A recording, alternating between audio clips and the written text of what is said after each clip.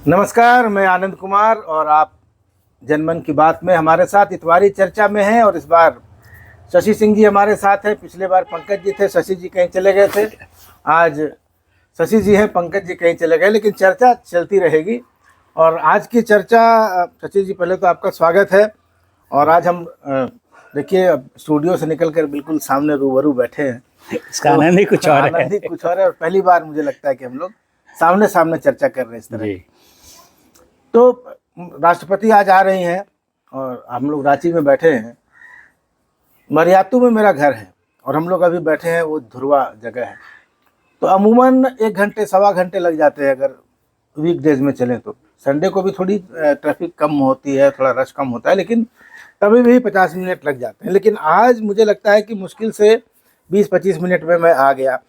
सड़कें एकदम साफ सुथरी, चकाचक, चौड़ी सड़कें, न कोई ठेला है न कोई खोमचा है। रास्ते से भी कोई निकल कर नहीं आ रहा है क्योंकि वहाँ बांस का बैरिकेड लगा हुआ है। और पुलिस वाले ऐसे खड़े थे कि मुझे खुद में अपने आप में वीआईपी टाइप की फीलिंग आ रही थी कि जैसे मेरे ही लिए बना हो। लेकिन फिर मैंने सोचा कि नहीं, ये राष्ट्रपति के लिए व्यवस्था है और एक दिन हो सकती है, तो ये हर एक दिन क्यों नहीं हो सकती। रांची वैसे भी राजधानी है और बदनाम है अपने ट्रैफिक कंजेशन के लिए।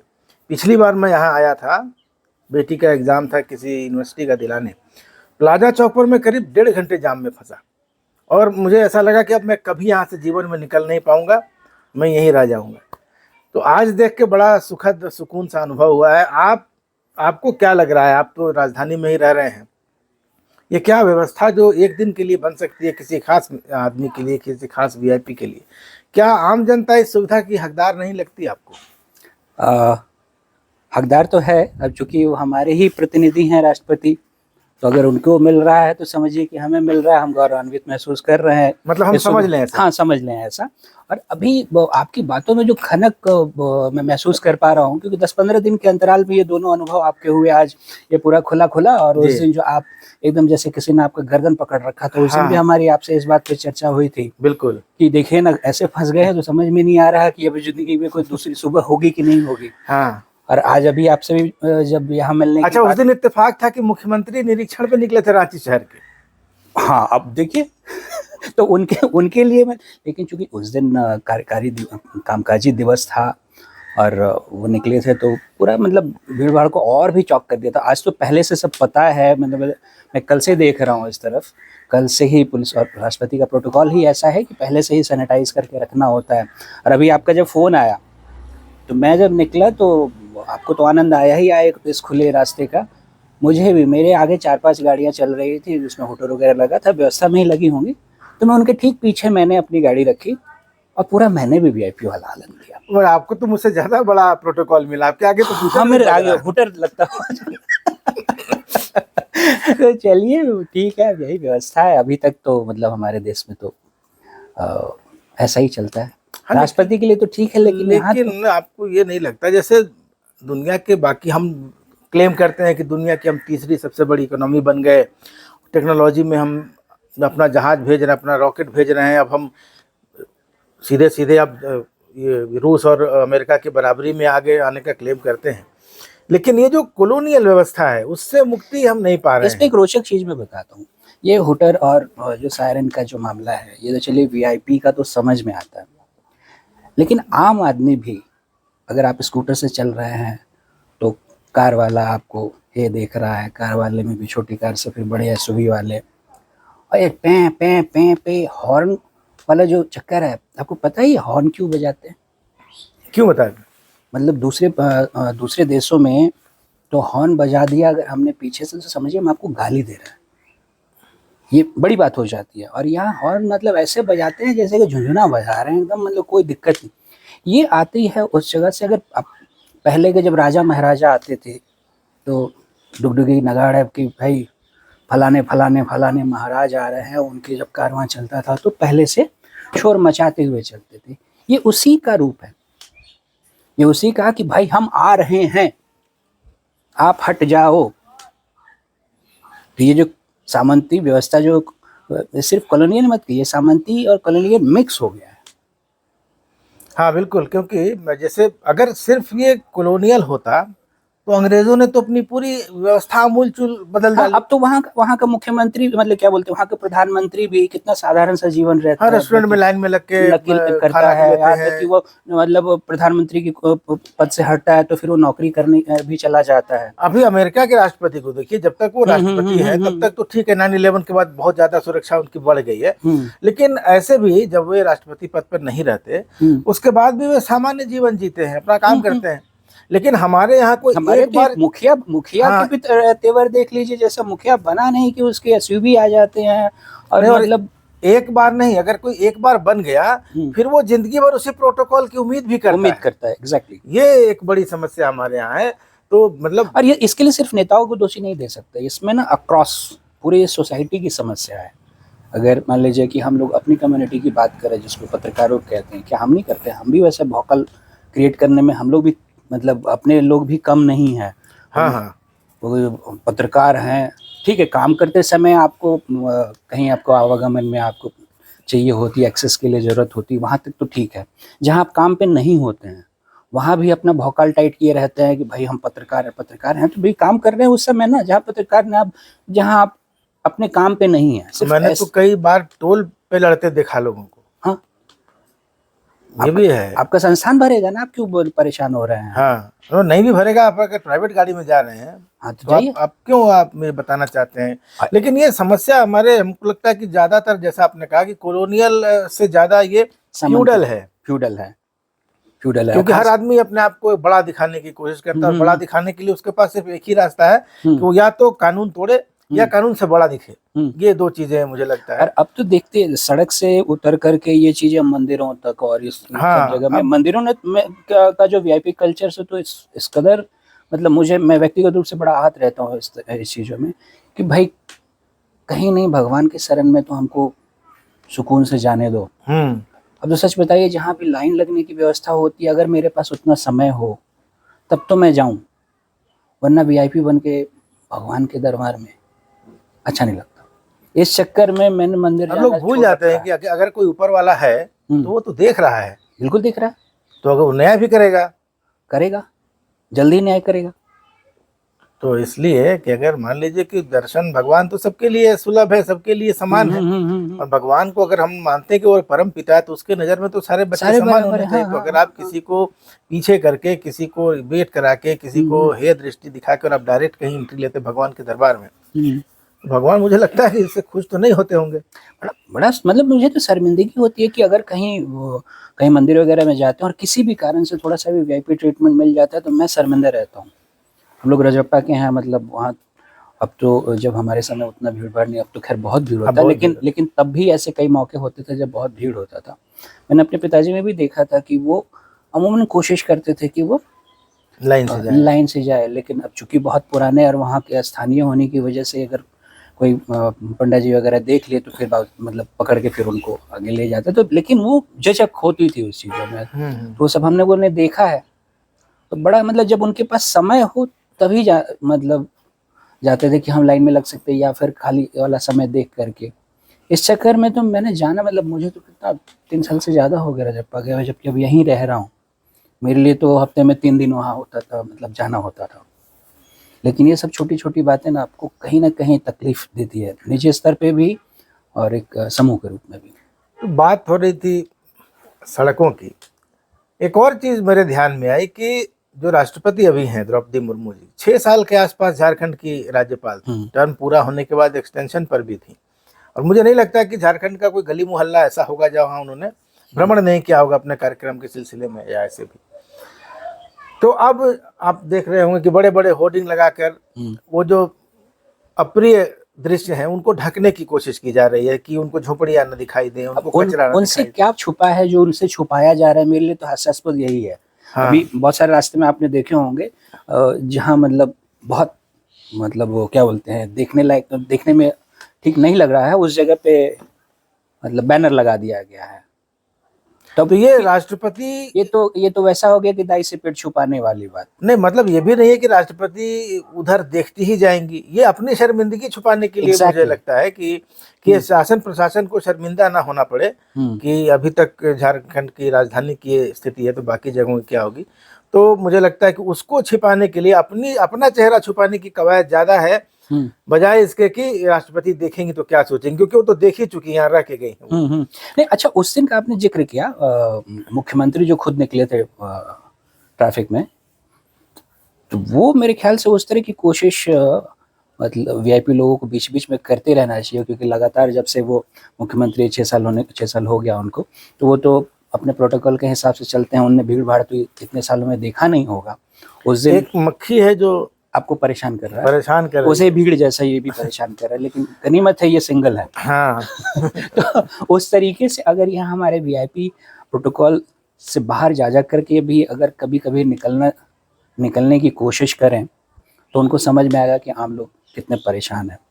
और इसी बहाने जब हम लोगों ने इस तरह की चर्चा छेड़ी है, तो मैं यहाँ के जो टाउन प्लानिंग और जो यातायात से संबंधित जो मंत्री हैं या जो उस विभाग के लोग हैं, अगर वो हमको सुन पाए, तो उनका ध्यान मैं इन चीज़ों पे दिलाना चाहूँगा कि ठीक है, आपने 40 किलोमीटर के दायरे में यहाँ रिंग रोड बना दिया। ये विपक्षी दल के टाइप, जैसे विपक्षी वाले सत्ता को परेशान करते हैं, वैसे एक मक्खी मेरे पीछे पड़ गई है। आप सत्ता पक्ष हैं। तो खैर, मैं ध्यान दिला रहा था यहाँ की यातायात व्यवस्था का। तो ये हमने रिंग रोड के नाम पे बहुत बड़ा दायरा हमने पकड़ लिया, लेकिन आप भी लगातार आपको जमशेदपुर जाना होता है, मैं भी रामगढ़ हजारीबाग इस तरफ निकलता हूँ, मतलब इतनी परेशानी होती है। अगर आप अपने वाहन से नहीं है, आपको पब्लिक ट्रांसपोर्ट यूज करना है, तो ये मतलब नरक की यात्रा हो जाती है। हम रहते हैं धुरवा में, अगर हमको जाना है रामगढ़ या हजारीबाग, रामगढ़ जाना है तो समझिए शहर से बाहर निकलना ही मतलब आधी लड़ाई वही है। 1 घंटा लगता है आपको यहाँ से उस तक पहुँचने में। अब व्यवस्था क्या है आपको, आप वहां से क्यों जाते हैं? आप इधर से नगरी नहीं तो ये भी कोई मतलब ये तो पब्लिक ट्रांसपोर्ट तो नहीं है ना, हमको अपनी गाड़ी इस्तेमाल करनी है। हाँ, पब्लिक ट्रांसपोर्ट की बात पब्लिक ट्रांसपोर्ट के लिए अगर पब्लिक ट्रांसपोर्ट से जाना है तो कैसे जाएंगे, जरा इसको सुनिए। यहाँ से मुझे एक ऑटो लेना होगा धुरवा से, जो हमको बहुत खुश होगा, मतलब लगातार वाला होगा, तो हमको काटा टोली ले जाएगा। उसकी संभावना कम रहती है, एक ले जा करके हमको छोड़ देता है यहाँ पे सच चौक, वहाँ से फिर हम काटा टोली जाएंगे, ठीक है। वहाँ से फिर एक ले करके हमको छोड़ेगा कहाँ पे, बूटी बोर्ड।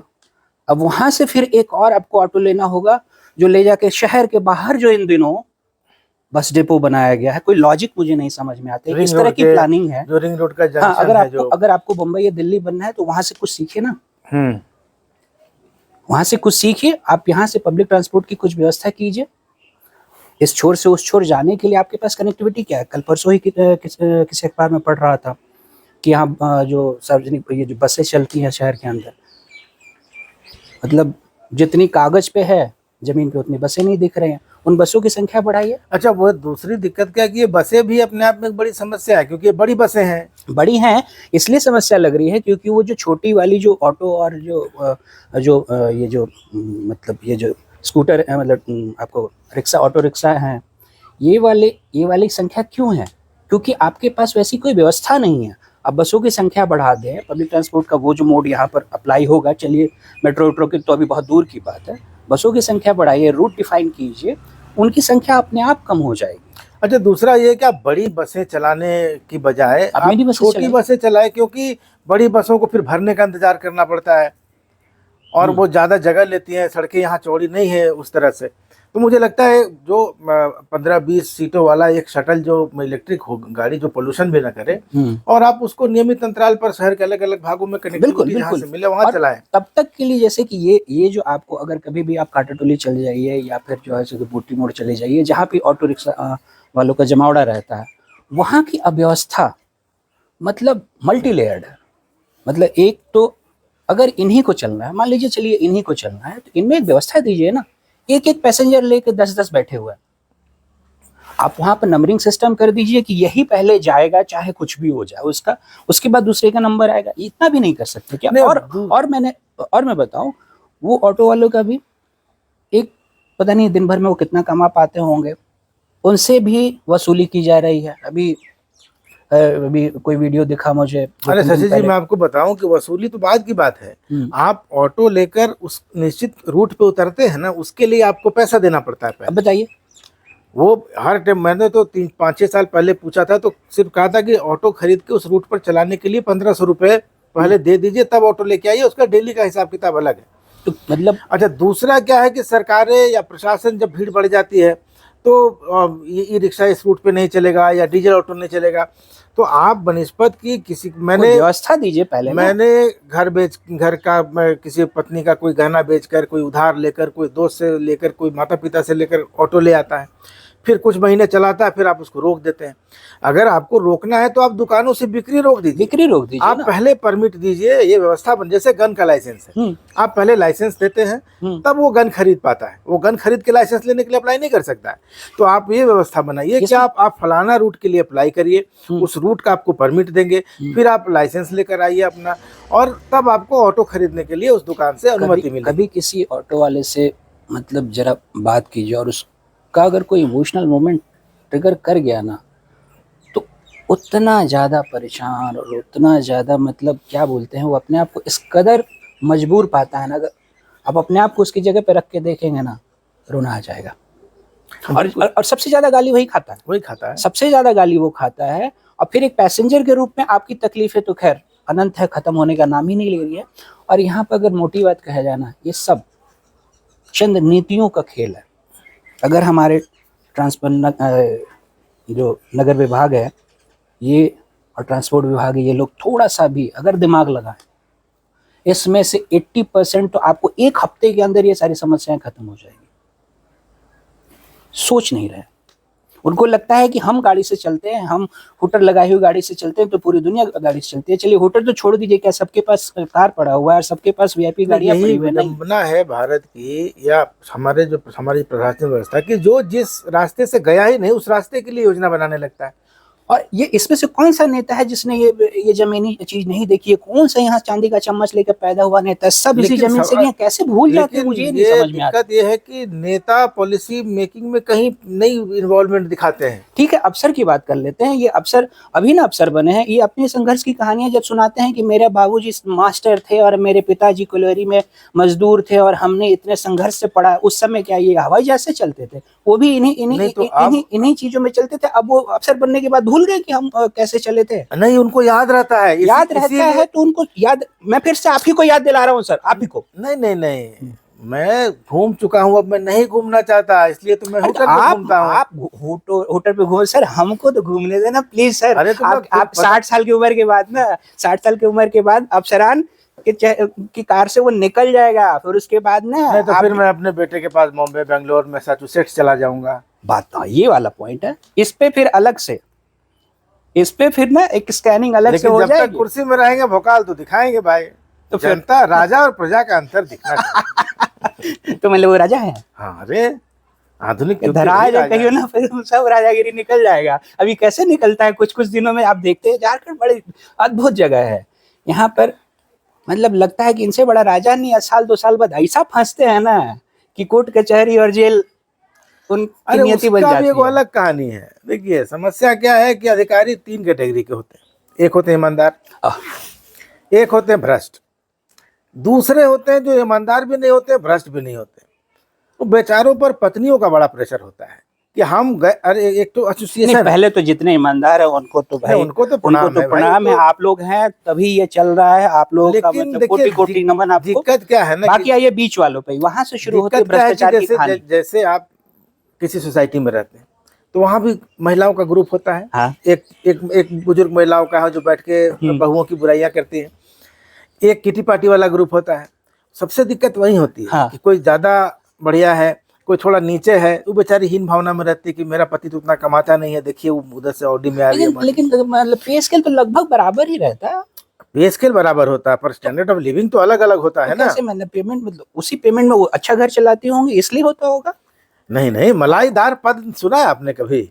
मलाईदार पोस्टिंग, मलाईदार हम पद, क्या जाने, हम कौन सा सरकार में कभी रहे कि हम जाने। तो जब साहबों की पत्नियां मिलती हैं जी तो यहाँ स्टेटस पे चर्चा होती है। ओके, वो कैसे बनती है? अब साहब की पत्नी, कोई पत्नी ऑडी में आ रही है।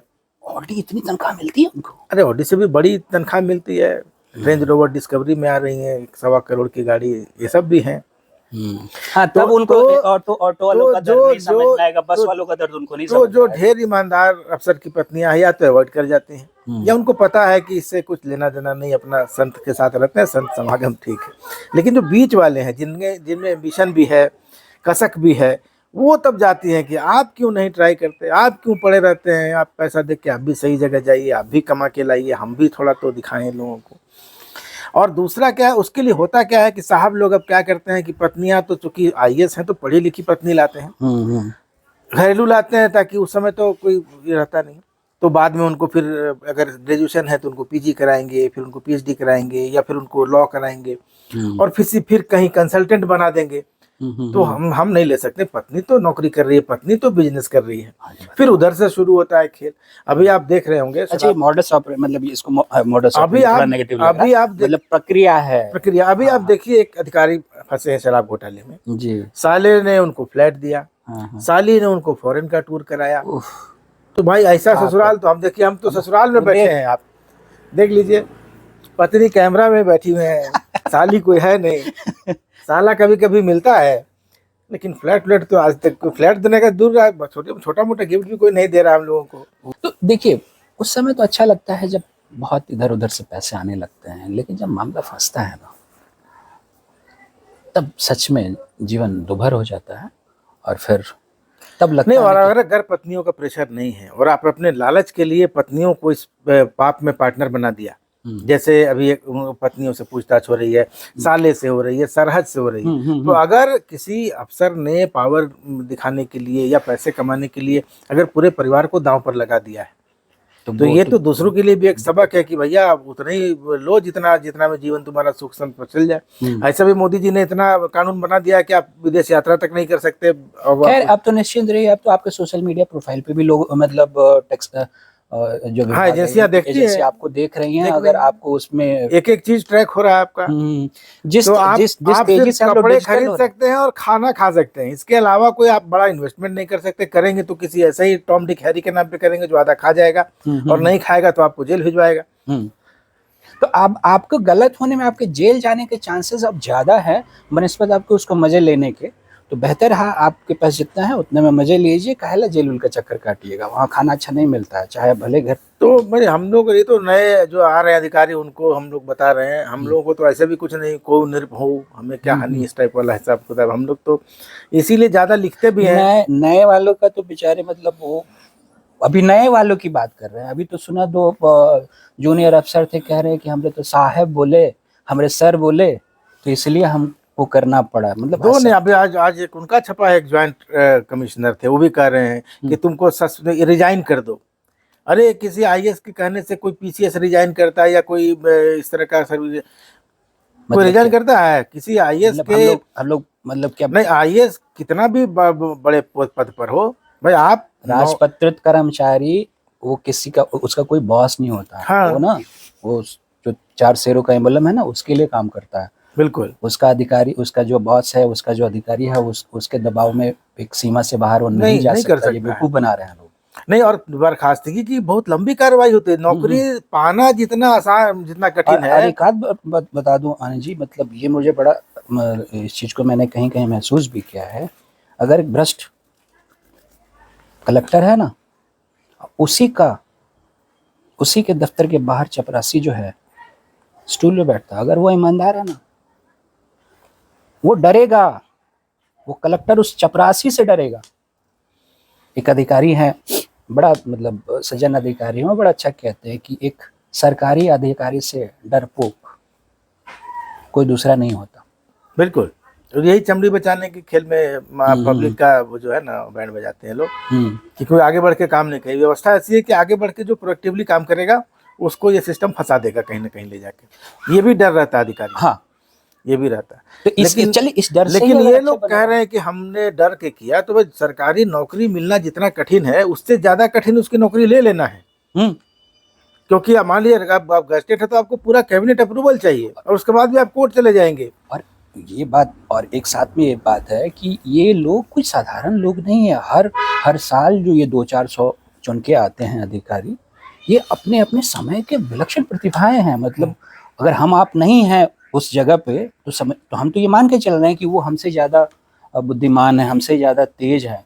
तो अगर हम अपने आप को इतना होशियार समझ रहे हैं तो समझिए कि वो हमसे भी ज़्यादा होशियार है, उनसे हम ज़्यादा अच्छा की तो अपेक्षा यही कर होशियारी रहे हैं। वो कोर्ट में भी तो दिखा रहे हैं वो- कि मैं अपनी चमड़ी बचा रहे हैं, बेचारा एक जो फंस गया है उसको उस पर लादे जाओ, जितना है मुर्दे पे जितना बोझ लाद दो उतना कम है, कोई फर्क नहीं पड़ता मरना उसको। तो सबको है ना। मरना तो सबको है, लेकिन अभी तो जो सब मरा हुआ है उस पर ही लादा जाएगा, अपना आपने तो बचाना है खुद को। अब बताइए, इतना गाली सुन के इससे तो अच्छा होता ना आप लोग सर यहाँ के ट्रैफिक को ठीक कर देते प्लीज। तो चलिए शशि जी, हम लोगों की बात कही, हमको मुझे लगता है काफी समय हो गया, तो अब अच्छा। अगले संडे को हम लोग फिर बैठेंगे और राजनीतिक चर्चा हम लोगों ने छोड़ दी इस बार। राजनीति के लिए बस कुछ है भी नहीं, ठंडा का बहुत मौसम है, गाती मार के बैठना पड़ता है, आदमी का हाथ पैर और थरथराता ऐसे है। भी मतलब ये चल रहा है ना, खरमास। खरवास चल रहा है, तो खरवास में कुछ नया होना भी नहीं है। तो हम बैठकी के पहले आपने मटन चावल की का एक ऑफर दिया था, उसको तो अब यहाँ उसको किसी अगले संडे के लिए रखा जाए। अभी पूरा जनवरी पिकनिक का मौसम रहता है, हाँ। तो किसी दिन हम लोग प्रोग्राम बनाएंगे। अब तक तो इस सीजन में भी 1 या 2 हो चुका, अभी और भी उम्मीद करता हूँ कि ये सीजन खत्म होते होते 3-4 राउंड और इधर उधर घूम लेंगे हम लोग। तब तक वजन थोड़ा और बढ़ जाएगा, फिर फरवरी से कम किया जाएगा। चलिए। तो आशा है आपको हमारी जो रविवारी चर्चा है वो अच्छी लगी होगी। अगर आप एंजॉय करते हैं और अच्छी चर्चा और देखना चाहते हैं तो कमेंट में जाकर हमें बताएं और चैनल को सब्सक्राइब जरूर कर लें। ऐसी चर्चाओं के लिए हमारे साथ बने रहिएगा। इस वीडियो में इतना ही, धन्यवाद। नमस्कार। शशि जी को धन्यवाद के साथ। वाह।